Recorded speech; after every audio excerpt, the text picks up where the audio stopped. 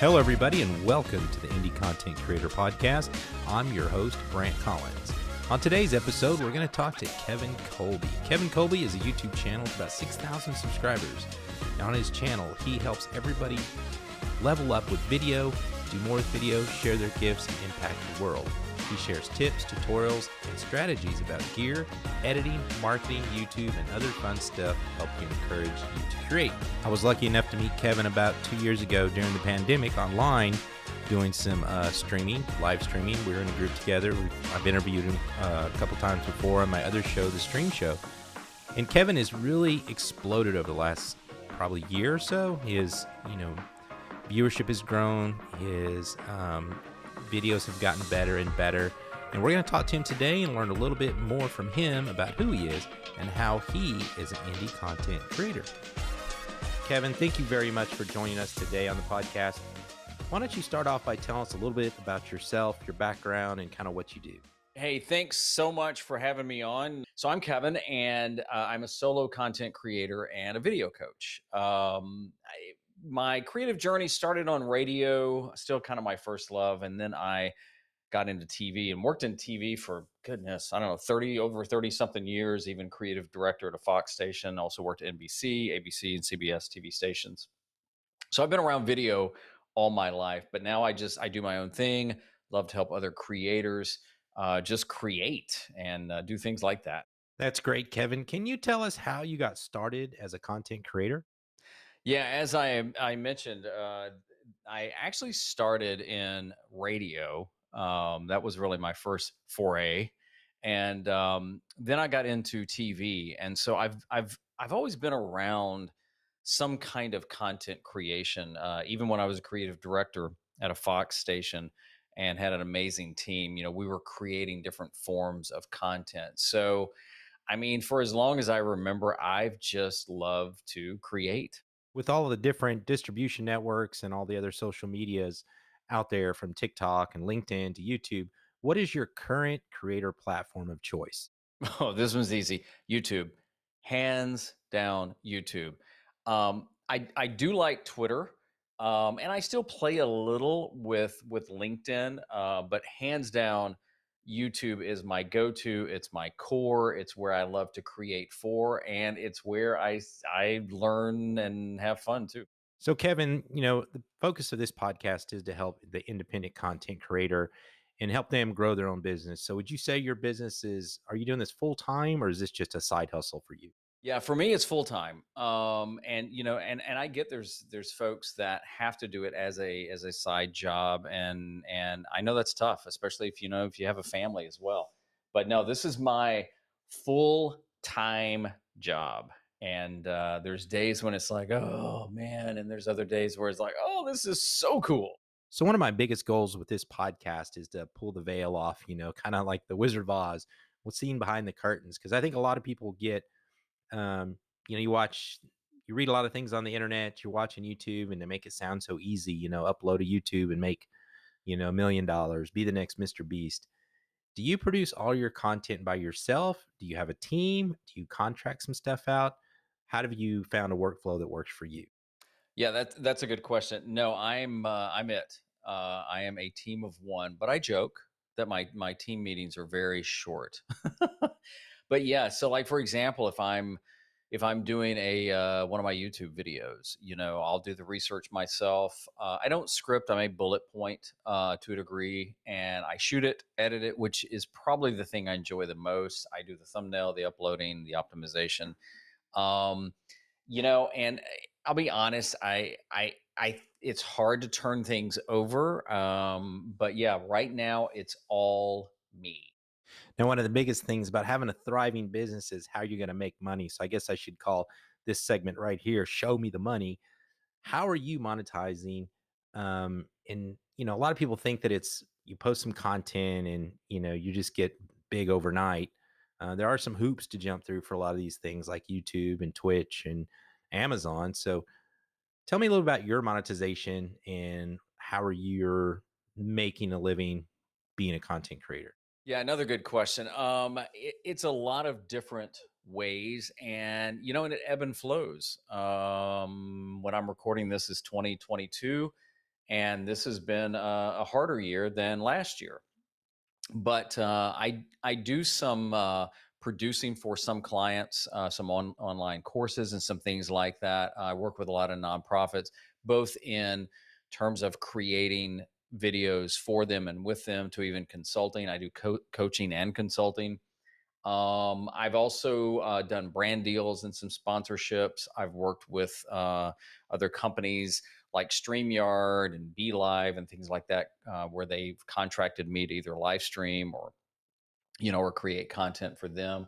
Also on YouTube, I'm part of the partner program, which means that I get a cut of any ads that are run on my channel. Even if somebody has premium, I get a cut of that as well. Affiliate marketing, that's another one, and then even Amazon Live videos there. So it's a lot of different ways that I'm using, and some I'm even looking at. So, as a business on the content creator side of your business, would you say you're thriving or just surviving? And what are some things that you want to do to increase your revenue? Now, as my mama says, you're meddling. No, I'm just joking.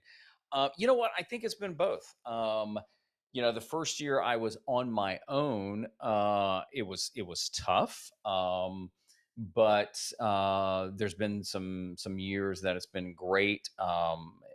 Thankfully, we live very frugal as a family, which has helped. The downtime, because you can't sometimes predict how it's going to go. So I would right now, I'd say it's a combination of the days and the weeks. Moving forward, I'm always looking at different ways to create content, whether it's live streaming or video podcasting or consulting and doing different things, doing courses. So I'm always open to what are other ways that I can help people and give value and potentially make money too. Now, the Fed just increased interest rates again. A lot of people are talking about recession. They're talking about preparing for recession. Just a quick Google search, on YouTube, especially, it's how to prepare for the recession.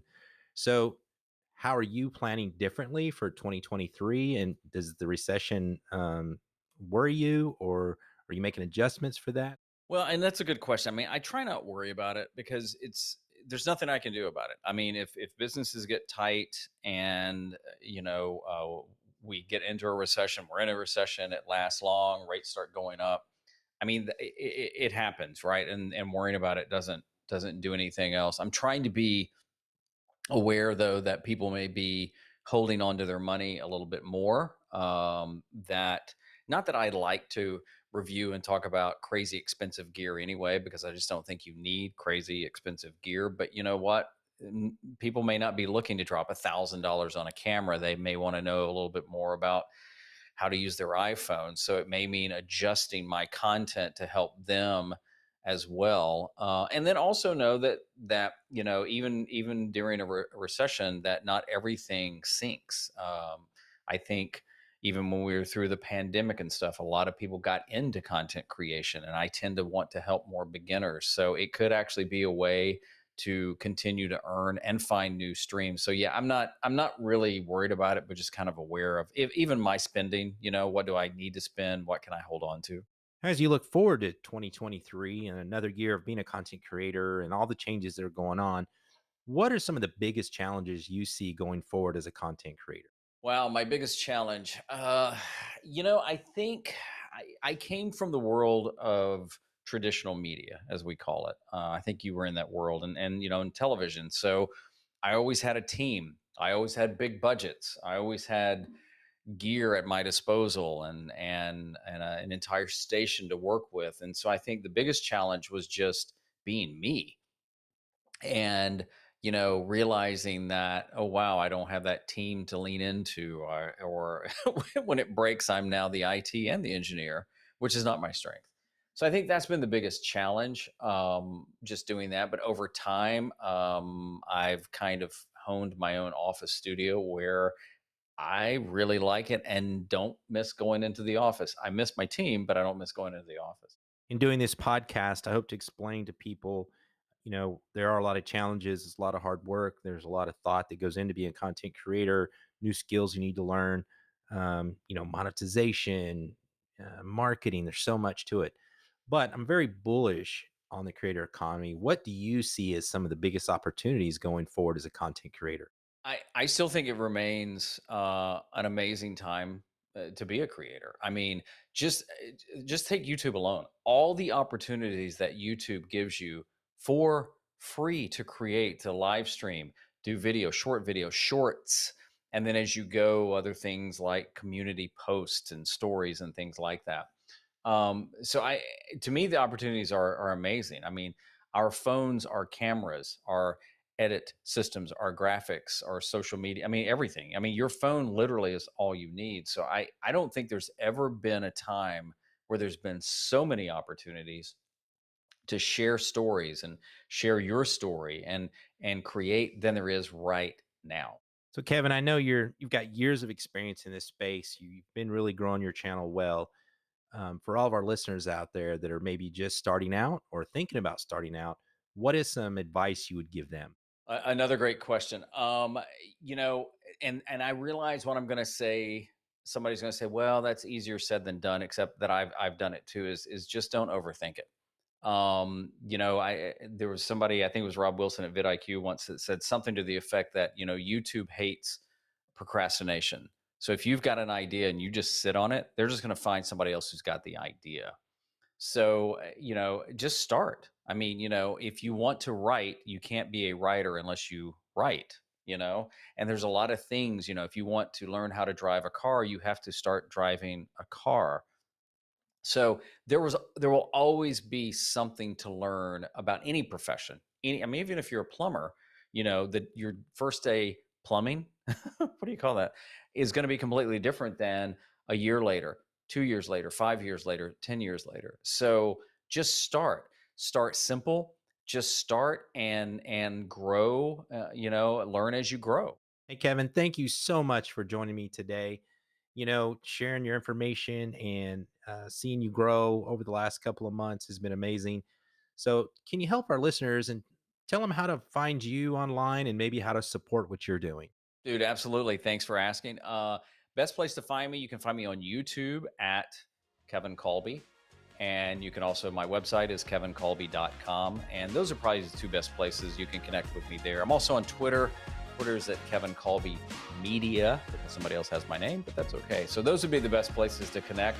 And especially on YouTube, drop a comment, say hey, and maybe we'll work together one day. Hey, Kevin, thank you again so much for hanging out with me today and answering some of these questions for our viewers and for me, honestly, because I learned so much.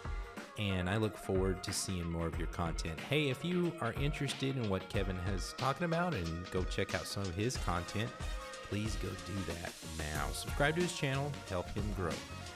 And thank you again for episode 2 of the Indie Content Creator Podcast. And some good news today. We just got a new sponsor, and we're going to be powered by Ecamm Live. Ecamm Live is software for the Mac that will let you live stream and run a whole video production and podcast right from your Mac, your MacBook Pro. I actually use a Mac Mini M1. It does a great job. We'll have some tutorials and some other things going forward to highlight them. And we look forward to seeing you on the next episode.